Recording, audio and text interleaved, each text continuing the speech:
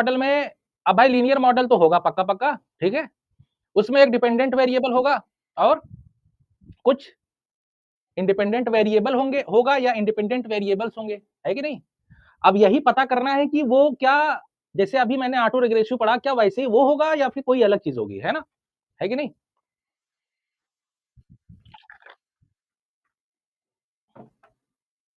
तो देखो इसका मॉडल लिखा कैसे जाता है बता देता हूँ। yt इज़ इक्वल टू आप इसको नाम दे दो उम, चलो अल्फा नॉट और देखो मैं ऐसा लिखवा रहा हूँ ताकि आप लोगों को याद रहे हमेशा xt बीटा नॉट xt और beta 1 xt minus dot dot dot और beta q x t minus q plus epsilon t। ठीक है बेटा? अब देखो इसमें आपको देखने मिल रहा होगा कि इसमें 2 वेरिएबल हैं, एक y है और एक x है ना? जो y है वो अलग वेरिएबल है, जो x है वो अलग वेरिएबल है ना? लेकिन है दोनों कैसे वेरिएबल? किस कहाँ से ये वेरिएबल लिए होंगे, गए होंगे बताइए ज़रा? हाँ? टाइम सीरीज़ के ही ये वेरिएबल हैं, है ना बेटा? देखो t मैंने अगर जोड़ा है तो ज़ाहिर-सी बात है ये टाइम सीरीज़ से लिया गया होगा, है ना? तो अब इसमें आप देखो जो मैंने Q लिखा है वो तो जनरल है ना? आप चाहे इसको चाहे जैसे भी लिख सकते हो, ठीक है? ऑटो रिग्रेसिव वाले में क्या था कि केवल एक ही वेरिएबल था, y और वो अपने लैग वैल्यूज़ पे क्या कर रहा था, डिपेंड कर रहा था लीनियरली ना?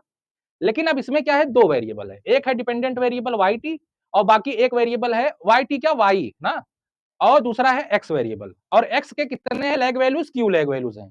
यही डिफरेंस है डिस्ट्रिब्यूटेड लैग मॉडल में और ऑटो रिग्रेसिव वाले लैग मॉडल में यही डिफरेंस है, ठीक है? एग्ज़ैक्टली यही डिफरेंस है, बाकी और कोई डिफरेंस नहीं है। समझ रहे हो बेटा? कभी आप कन्फ्यूज़ मत होना, ठीक है? ऑटो रिग्रेसिव वाले मॉडल में और इसमें कभी कन्फ्यूज़ मत होना। इसमें 2 वेरिएबल होते हैं, उसमें एक ही वेरिएबल होता है, ठीक है? उसमें lag values y current value को एक्सप्लेन करते हैं, इसमें दूसरे वेरिएबल का करंट वैल्यू और साथ में लैग वैल्यूज़ मिल करके क्या करेंगे y को एक्सप्लेन करेंगे। क्लियर है? बताओ बच्चों? और देखो बात ये है अब इस मॉडल को आप जैसे 2-3 तरीके से आप लिखो yt yt is equal to alpha naught beta naught और xt प्लस आप साइलेंट t लिख सकते हो ना या alpha naught beta not xt plus beta 1 x t minus 1 plus आप साइलेंट t लिख सकते हो है कि नहीं बताओ इस तरीके से आप मॉडल लिख नहीं सकते ये भी आपका डिस्ट्रीब्यूटेड लैग मॉडल है ये भी डिस्ट्रीब्यूटेड लैग मॉडल है कि नहीं बताइए क्लियर है बोलो बच्चों Q तो आपका एक जनरल वैल्यू है ना, Q तो आपका जैसे एक जनरल वैल्यू है, कुछ भी हो सकता है ना? वही Q आपका इनफाइनाइट हो जाए तो डिस्ट्रिब्यूटेड लैग मॉडल बन जाता है इनफाइनाइट, ठीक है? समझ में आ रहा है कि नहीं? बोलो बच्चों, समझ में आ रहा है?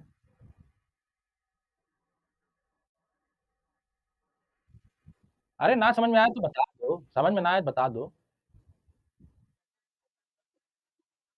एग्ज़ाम्पल मतलब 2 वेरिएबल रियल लाइफ एग्ज़ाम्पल दे दूँ? रियल एग्ज़ाम्पल दे दूँ? रियल लाइफ एग्ज़ाम्पल दूँ? बोलो? चलो एक ले लो, Y ले लो, जीडीपी ले लो और X ले लो इंटरेस्ट, ठीक है? अच्छा एक बात बताओ, इंटरेस्ट आपका घटता-बढ़ता रहता है समय के साथ? बताओ? इंटरेस्ट आपका घटता-बढ़ता रहता है और जीडीपी आपकी डिपेंडेंट वेरिएबल है और आप लोगों को मैंने पता नहीं आप लोगों को पढ़ाया था या नहीं, मैंने इससे पिछले वाले बैच में जीडीपी को कैलकुलेट करना बताया था। उसमें जीडीपी इंटरेस्ट पे भी डिपेंड कर रही थी।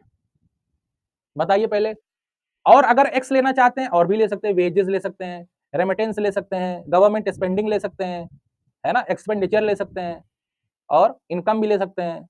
There are many types of economic quantities आप कुछ भी ले सकते हो लेकिन जीडीपी पे सारे डिपेंड करते हैं अरे नहीं नहीं सारे वेरिएबल्स किस पे डिपेंड करते हैं ना जीडीपी पे जीडीपी सारे वेरिएबल्स पे डिपेंड करती है क्लियर है बताइए उसमें मैंने दो जीडीपी एक जीडीपी लिया वेरिएबल और दोनों के अलग अलग वैल्यूज लिए तो वो क्या हो गए एक लैग वैल्यू हो गया एक करंट और इसमें मैंने दो वेरिएबल लिए हैं तो करंट तो इसका भी रहेगा एक और बाकी इनके जो इंटरेस्ट है इसके सारे लैग वैल्यूज रहेंगे है कि नहीं बताइए क्लियर है क्लियर है तो बताइए आगे चलें इसमें भी एस्टिमेशन टेक्निक दो मेथड लगेगा एक लगेगा ओएलएस और दूसरा क्या लगेगा मैक्सिमम लाइक्लीहुड एस्टिमेशन जब आप अज़्यूम कर लोगे कि एप्सिलॉन आपका नॉर्मल डिस्ट्रीब्यूशन फॉलो कर रहा है।